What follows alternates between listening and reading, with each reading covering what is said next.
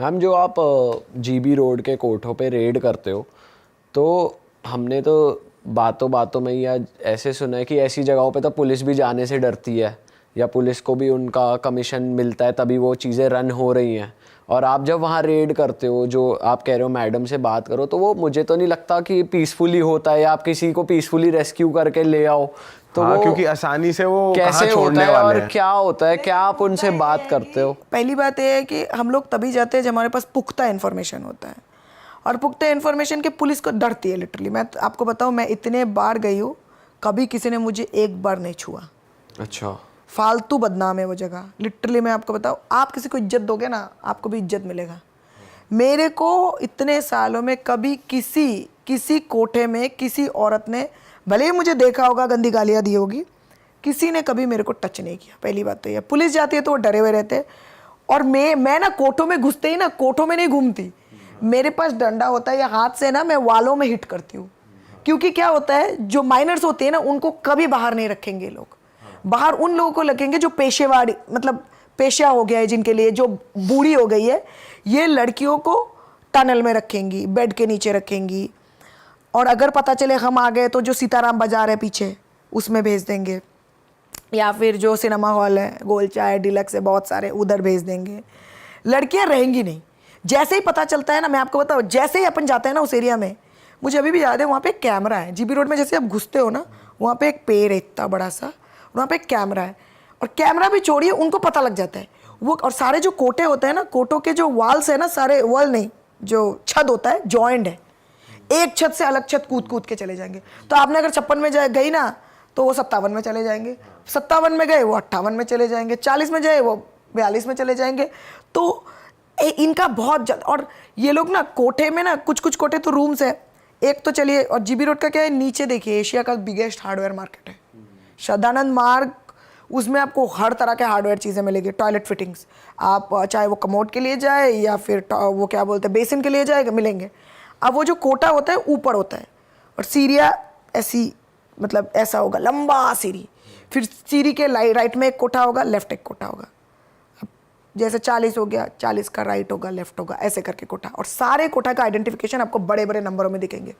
GB road घुसेंगे ना आप, तो आपको, आप इधर उधर देखेंगे ना, आपको नंबर दिखेगा, तब आप समझ लेना नंबर मतलब, अच्छा ये नंबर मतलब ये वाला कोठा। तो ऐसे ऐसे उसकी आइडेंटिफिकेशन है दिल्ली। तो उसमें स्पेसिफिक लड़कियों का भी होता है कि? हाँ, तो जैसे 64 में सारी नेपाली लड़कियां मिलती है, सेमी न्यूड लड़कियां मिलती है, 56 में बंगाली और नेपाली और आंध्रा की लड़कियां मिलती हैं। फिर क्या बोलते हैं, 55 या 58 में बेरिया कम्युनिटी है बहुत। बेरिया कम्युनिटी में, राजस्थान में एक कम्युनिटी है जिसका नाम है बेरिया कम्युनिटी।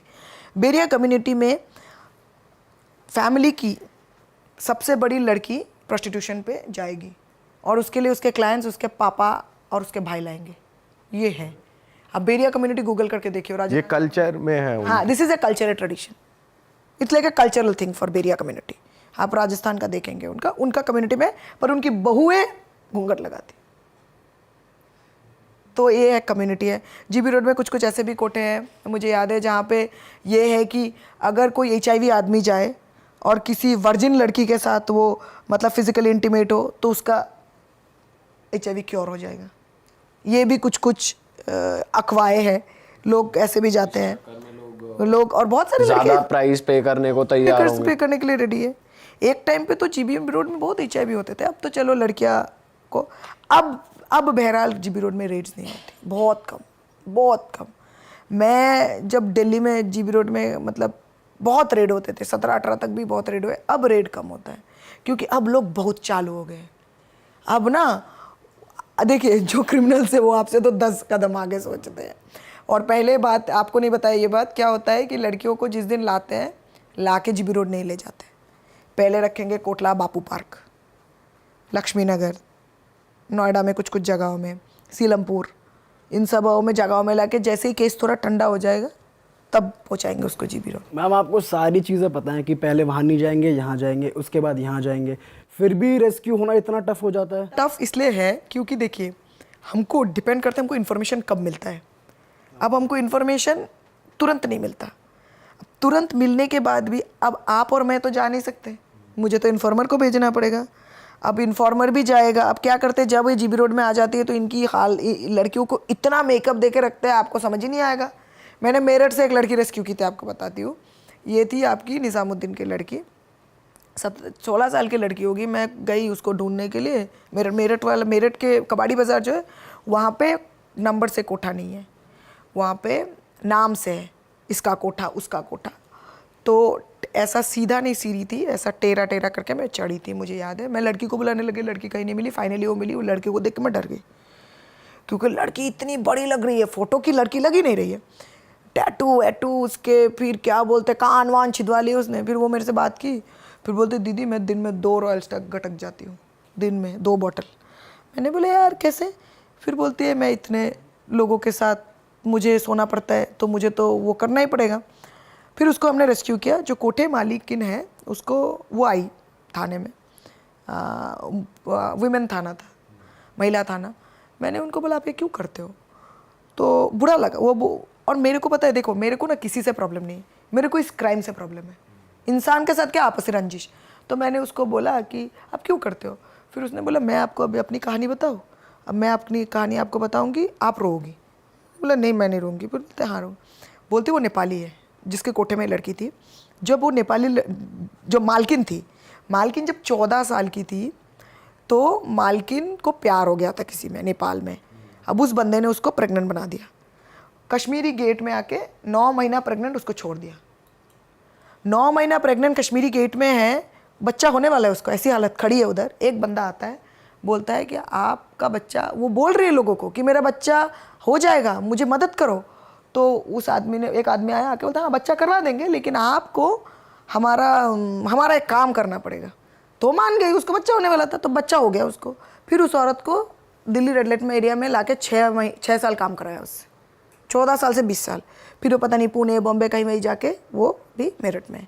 उसका बेटा वेलहम्स में पढ़ता था, उसकी बेटी सोफिया में। वो मुझे सिर्फ एक ही रिक्वेस्ट की, दीदी आप कुछ भी करो, मेरे बच्चों को नहीं पता होना चाहिए कि मैं धंधा करती हूँ। तो मुद्दा ये है, देखिए आप सोचिए, वो भी पीड़िता है, शी इज़ ऑल्सो विक्टिम ना, वो भी एक विक्टिम है। तो प्रॉब्लम ये है कि जो ये पूरा जो ये सिस्टम में है, बहुत बड़ा प्रॉब्लम है। मतलब इसमें क्या होता है कि आप, और आजकल तो मेरे पास घरेलू हिंसा की औरतें आ रही है जो मानव तस्करी का शिकार हो रही है। घर में हिंसा हो रहा है, पैसे नहीं है, मारपीट खा रही है बस। ऊपर से उसके बाद और भी चीज़ आ जाती है जो समाज देखता है लड़कियों को। देखिए कुछ कुछ जगहों में ना लड़कियों को मतलब एक्सपोजर चाहिए, बाहर निकलना होता है। मैंने एक फैमिली को पूछी थी बंगाल में कि आपके यहाँ से इतनी लड़कियाँ गायब क्यों होती हैं? वो मुझे बोलने लगी अरे यहाँ पे तो बहुत अलग ही मामला है। मैंने बोला मतलब? बोल रहे यहाँ पे तो लड़कियों और लड़कों को बहुत ज़्यादा हम लोग वो करते हैं, मतलब मॉनिटर करते हैं। ट्यूशन में दे के आते हैं, ट्यूशन से लेके आके जाते हैं, फ़ोन चेक करते हैं, ये पढ़ने नहीं देते, वो पढ़ने नहीं देते, वो करने नहीं देते। तो ये सब ना उनके लिए एक बाउंड्रीज बन जाती है। तो वो ना उनको कुछ अलग चाहिए, तो इसीलिए वो इन सब में पड़ जाती है। और सबसे बड़ी बात मुझे लगता है, सबसे बड़ा प्रॉब्लम पता है क्या है? जो बहुत सारे बच्चे होना भी एक प्रॉब्लम है। मतलब जो मुझे पता चला है, क्योंकि मैंने ऐसे बहुत सारी लड़कियों का रेस्क्यू किया है जिनका, जो लोग बहुत सारे भाई बहन हैं। अब मम्मी पापा जाते हैं खेत में हल चलाने, बड़ी लड़की या बड़े लड़के को बना दिया केयर गिवर कि आप छोटे भाई बहनों को देखो। अब वो खुद एक बच्चा है यार, वो कैसे छोटी भाई बहनों को देखा? अब वो क्या करता है, उसको तो प्यार नहीं मिलता, वो इधर उधर प्यार ढूंढता है। अब इधर उधर प्यार ढूंढना मतलब ही गड़बड़ होना। अब उसके थ्रू वो फेसबुक में आ गया, फेसबुक में किसी से बात हो गई। फिर मुझे याद है, मुझे एक लड़की बोली, अभी रिसेंट ही केस है, फेसबुक से एक लड़के से परिचय हुई। लड़के ने बोला तुम इधर आओ, वो उधर आई एक जगह में। फिर लड़के के साथ, वो लड़का आया वो नहीं था, कोई और आया हुआ था।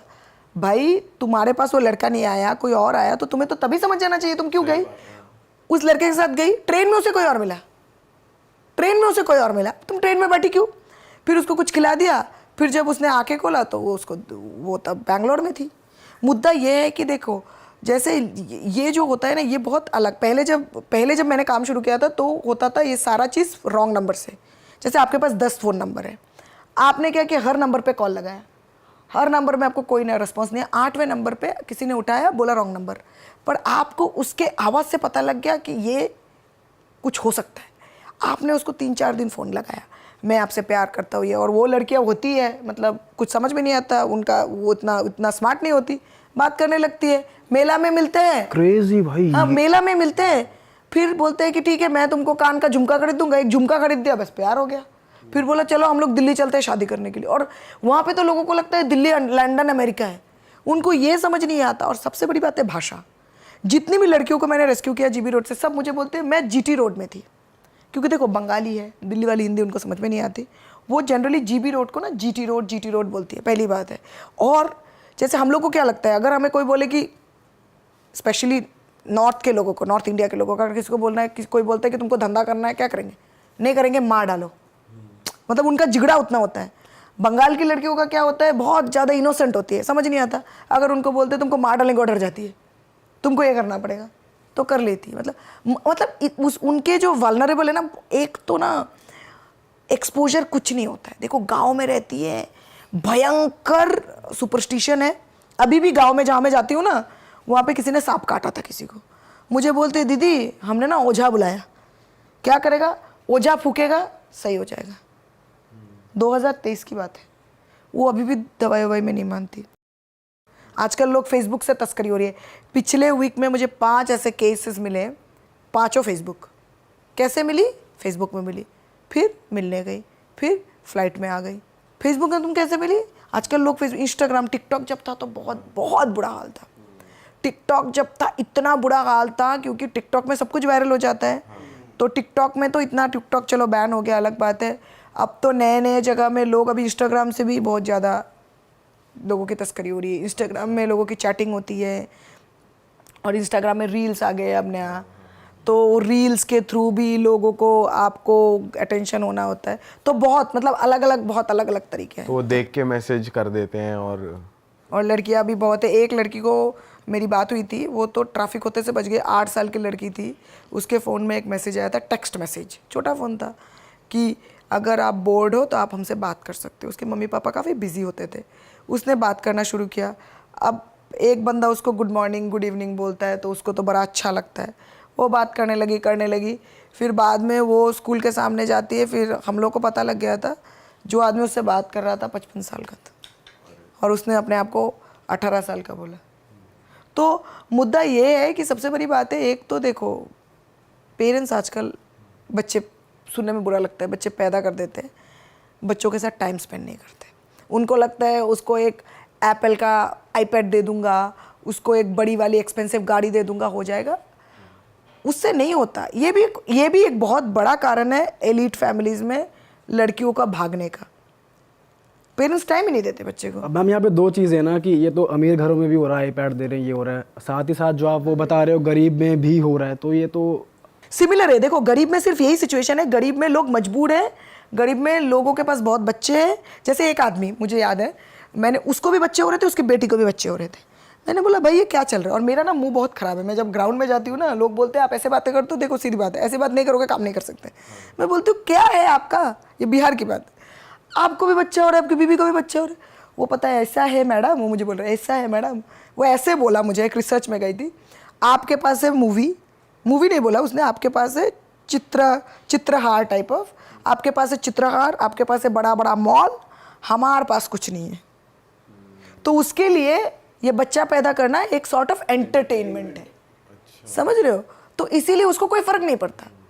तो ये एक मानसिकता है वहाँ पे लोगों को। अब वो बिगाड़ भी तो है। अभी देखो कुछ जगहों में, जैसे झारखंड वारखंड में बच्चे क्या करते हैं, हरिया बेचते हैं, एक टाइप ऑफ दारू बेचते हैं। अब एक बात बताओ, बच्चे सुबह रात को हड़िया बेचते हैं, सुबह स्कूल जाते हैं, आप सोचिए ना। इन सब जगहों में बच्चे ड्रग्स बेचते हैं, हड़िया बेचते हैं। मैं तो अभी कनॉट प्लेस में जाओ, अभी तो मिलता कम है। अभी एक कोरोना के पहले भी मैंने देखा, डेंड्राइट लेके बच्चे सूंघ रहे हैं, डेंड्राइट लेके सूंघते हैं, क्योंकि इनको नशे की इतनी लत लग जाती है। डेंड्राइट को वो क्या बोलते हैं, वो ग्लॉसी पेपर होगा, उसमें लेके, मैंने खुद देखा है बच्चों को सीपी में गेट नंबर 7-8 के सामने सूंघते हुए। तो मुद्दा ये है कि देखो, जैसे हम लोग बिजी हैं, हमारे पास कुछ काम है, इनके पास कुछ काम नहीं, खाली दिमाग शैतान का घर, क्या करेंगे ये लोग? इस तरह की चीज़ें करते रहते हैं। अभी वो कौन बोल रहा था कि कुछ डार्क वेब में भी बहुत ज़्यादा लोग इन्वॉल्व हो रहे हैं। वहाँ पे तो डार्क वेब तो एक अलग दुनिया है। डार्क वेब तो फेमस ही ह्यूमन ट्रैफिकिंग के उससे हुआ था, कि यहाँ पे बहुत होती है बहुत ज़्यादा, क्योंकि ना वहाँ पे ना फेसलेस है, यहाँ पे जैसे अभी आपको बताओ 2013 में एक न्यूज़पेपर में एक आर्टिकल छपा था कि the mysterious Raju in Delhi red light area, क्योंकि हमने बहुत लड़कियां रेस्क्यू की थी जो सिर्फ बोलती थी कि आपको किसने आपको कौन लाया राजू, आपको कौन लाया राजू, मतलब हर बंदा अपने आप को राजू बोलता था।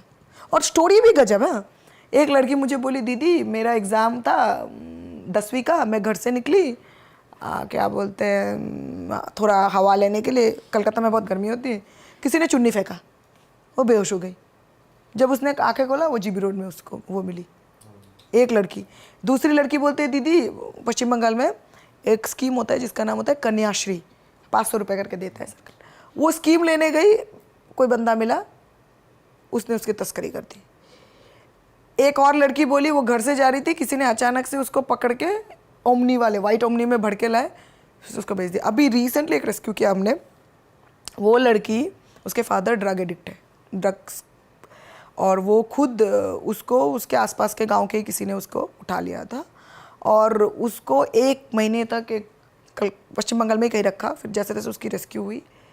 वो बोलती है जो तस्करी उसकी की है, उस बंदे ने 5 और लड़कियों की तस्करी की है, लेकिन उसकी कुछ नहीं हो सकती, कितना वेल कनेक्टेड है वो, सारे अथॉरिटीज़ के साथ वेल कनेक्टेड है। वो बोल रहे आते जाते वो लड़का उसको धमकाता है, आते जाते कभी बोलते एसिड मार दूंगा, कभी बोलते चाकू मार दूंगा, और हमारे पास एविडेंस होके भी हम कुछ नहीं कर सकते यार। सबसे बड़ा प्रॉब्लम तो ये है क्योंकि ये इतना ऑर्गेनाइज्ड है।